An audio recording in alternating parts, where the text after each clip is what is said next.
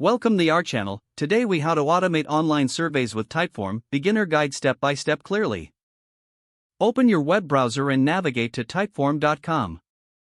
Create an account by clicking on Get Started for free. Once logged in, click on the Create Typeform button. Choose a template that fits your survey needs or select Start from Scratch for a custom design. In the Typeform editor, add your questions using the Add Question button.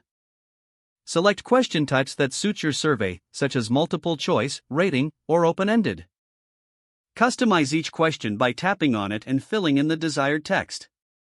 Add logic jumps to make the survey dynamic by clicking on the Logic tab. Define rules that guide respondents to different questions based on their answers. Preview your survey using the Preview button to ensure it flows correctly. Once satisfied, click on the Share button to collect responses.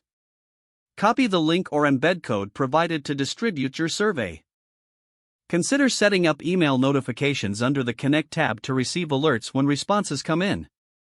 Explore integrations with tools like Google Sheets to automate data collection. Test the entire process by filling out the survey yourself to ensure everything works as expected. Once confirmed, share your survey link via social media, email, or your website. Monitor responses in real time through the Typeform dashboard. Make adjustments to your Typeform based on the feedback you gathered during the process. This streamlined setup will help you automate online surveys efficiently. If the page does not load, refresh the browser or try again in a private or incognito window. Make sure you are using the correct email address, then retype it carefully to avoid small typos. If your password is not accepted, use the reset option and create a new strong password you can remember.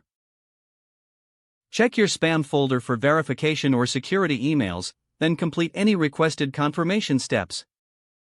Enable two-factor authentication if available to improve account security and reduce unauthorized access risk.